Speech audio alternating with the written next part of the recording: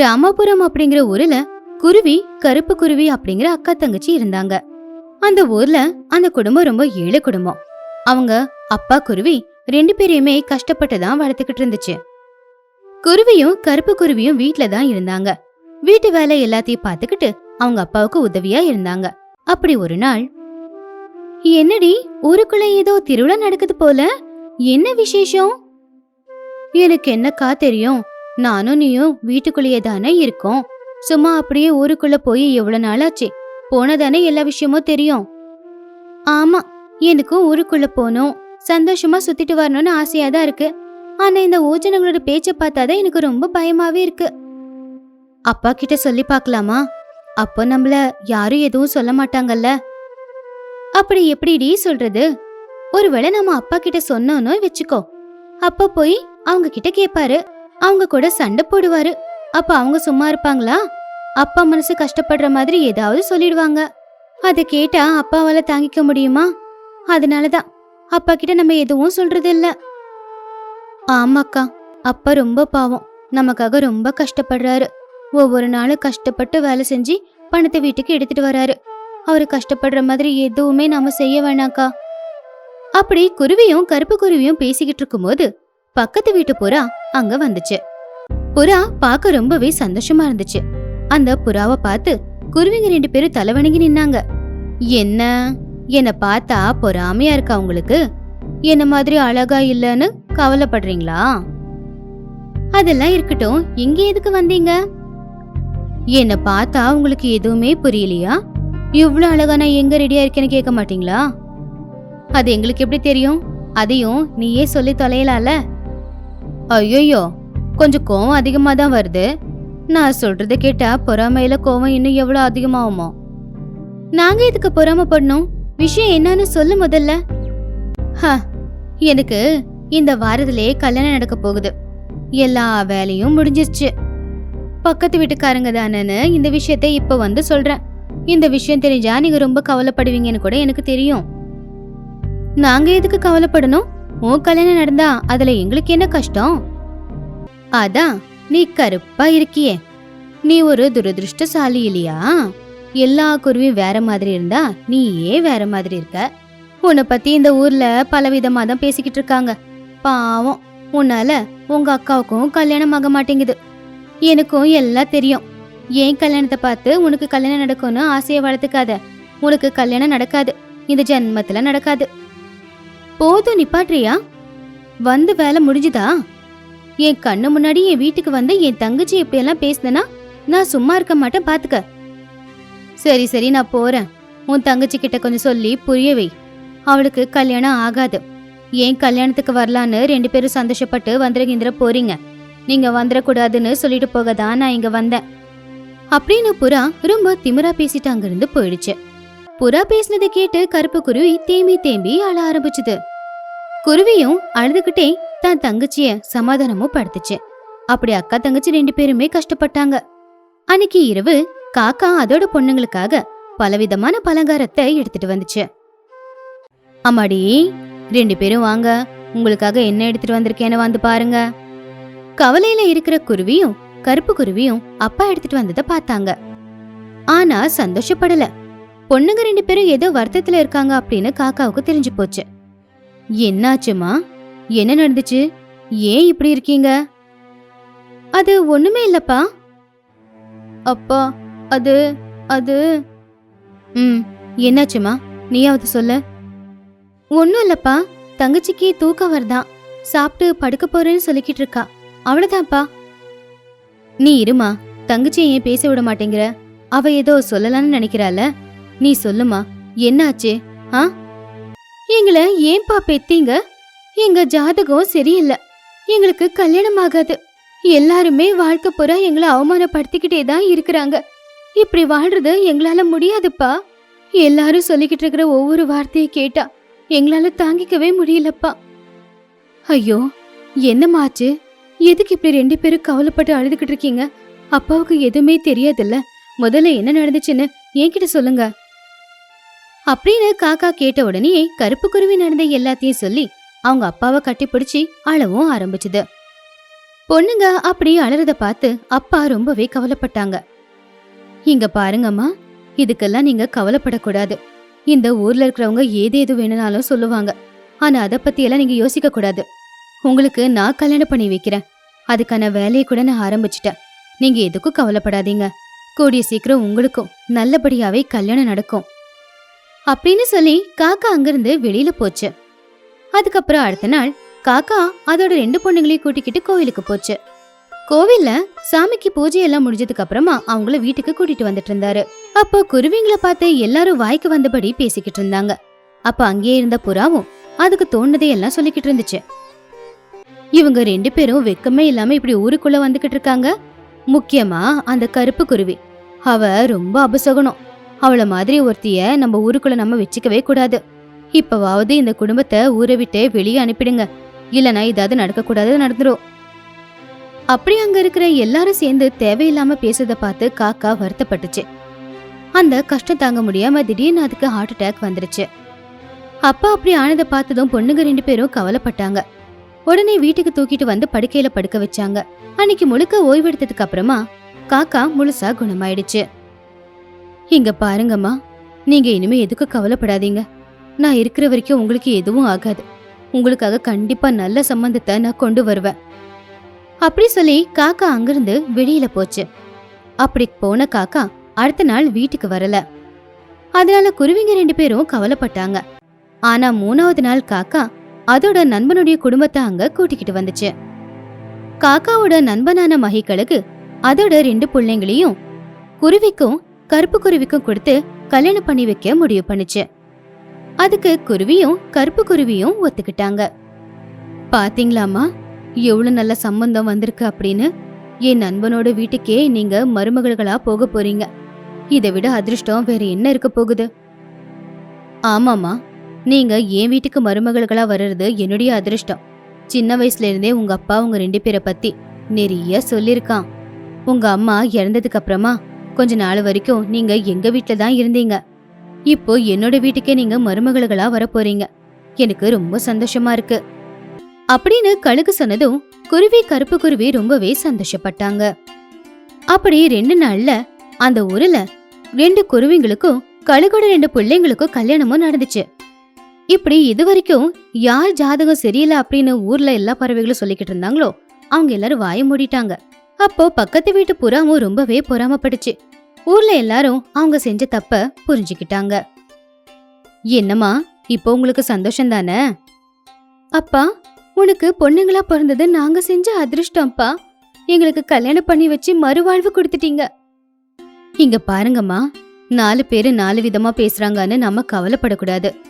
நமக்காக இருக்கிற எல்லா வழியும் மூடினாலும் ஏதாவது ஒரு வழி திறந்தேதான் இருக்கும்.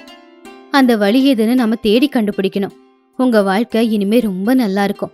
நீங்க சந்தோஷமா இருக்க போறீங்க அப்படின்னு காக்கா பொண்ணுங்க 2 பேரையுமே மனசார வாழ்த்தி மாமியார் வீட்டுக்கு அனுப்பி வச்சுது. குருவியும் கருப்பு குருவியும் சந்தோஷமா அவங்க மாமியார் வீட்டுக்கு போனாங்க. அத பார்த்து ஊஜனங்க எல்லாரும் பொறாமப்பட்டாலும் சந்தோஷமா இருக்கட்டும் அப்படின்னு மனசார வாழ்த்தவும் செஞ்சாங்க. பீமணி பட்டணத்துல காக்கா குருவி தம்பதிகள் இருந்தாங்க. அந்த ஊர்ல ரொம்ப ஏழ்மையை இந்த தம்பதிகள் தான் அனுபவிச்சுக்கிட்டு இருந்தாங்க. காக்காவும் குருவியும் நல்ல மனசோட இருந்தாலும் அவங்களுக்கு உதவி செய்ய யாரும் இல்ல. ஆதரிக்க யாரும் இல்லாததுனால சின்ன சின்ன வேலைங்களை செஞ்சு அவங்க வாழ்ந்துகிட்டு இருந்தாங்க. ஒரு நாள் குருவி, இன்னும் எவ்வளவு நாளைக்குங்க இப்படியே வாழ்றது? எல்லாரும் நல்ல நல்ல வீடுங்களை கட்டிக்கிட்டு எவ்வளவு சந்தோஷமா வாழ்றாங்கன்னு கொஞ்சம் பாருங்க. ஆனா நமக்கு மட்டும் ஏங்க இப்படி எல்லாம் நடக்குது? நீ இப்படி கஷ்டப்படாத. அவங்களுக்கெல்லாம் அவங்களோட அப்பா அம்மா நிறைய பணம் அப்புறம் ஆஸ்தி சொத்துன்னு கொடுத்துட்டு போயிருக்காங்க. அதனாலதான் அவங்கெல்லாம் இப்படி வாழ்ந்துகிட்டு இருக்காங்க. நமக்கு யாருமே கொடுக்கல. அதுக்குன்னு நம்ம இப்படியே காலத்துக்கும் கஷ்டப்பட்டுக்கிட்டே இருக்கணுமா? கொஞ்சம் எதனா ஒண்ணு செஞ்சு நம்ம கூட அவங்கள மாதிரியே வாழணுங்க. நம்ம என்ன செய்ய முடியும்? எதனா வியாபாரம் செய்யலாமேன்னு பார்த்தா நம்ம கிட்ட பணம் இல்ல.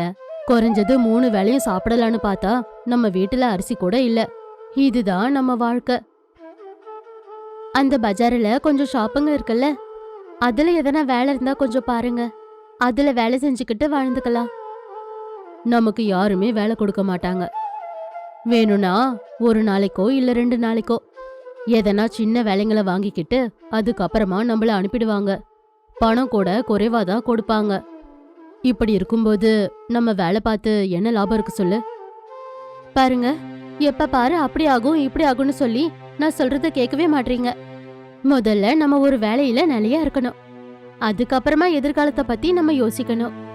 அதை விட்டுட்டு நாளைக்கு அப்படி நடக்கும் அதுக்கப்புறமா இப்படி நடக்கும்னு சொல்லிக்கிட்டு வீட்லயே உக்காந்துக்கிட்டு இருந்தா என்ன லாபம் இருக்கு?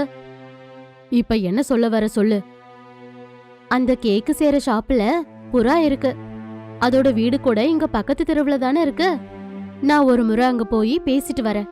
முன்னாடி அந்த புறாவோட வீட்ல தான் நான் வேலை பார்த்துக்கிட்டு இருந்தேன். அதை வச்சு அதுகிட்டயே எதனா வேலை இருக்கான்னு கேட்டு பாக்குறேன் அப்படின்னு குருவி அங்கிருந்து கிளம்பிடுச்சு. அந்த தெருவுல இருந்த புறாவோட ஷாப் கிட்ட போச்சு. புறாவோட ஷாப் ரொம்ப ஃபேமஸ். சுத்தி இருக்கிறவங்க எல்லாரும் அந்த ஷாப் கிட்ட தான் வந்து கேக்கு ஸ்நாக்ஸ் இதெல்லாம் வாங்கி எடுத்துட்டு போவாங்க. ஷாப்புக்கு முன்னாடி இருந்த குருவிய பார்த்த புறாவுக்கு எதுவும் ஞாபகம் வரல. அதனால குருவிதான் முதல்ல பேசிச்சு. அம்மா வணக்கம்மா, நானு இதுக்கு முன்னாடி உங்க வீட்ல ஒரு முறை வேலை பார்த்திருக்கமா? ஹா, இப்பதான் ஞாபகத்துக்கு வருது.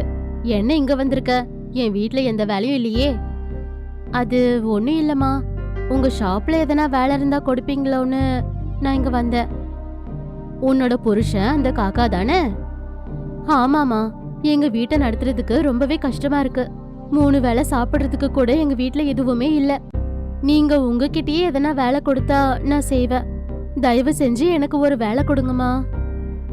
குருவி அப்படி சொன்னதும் அந்த புறா யோசிச்சுது.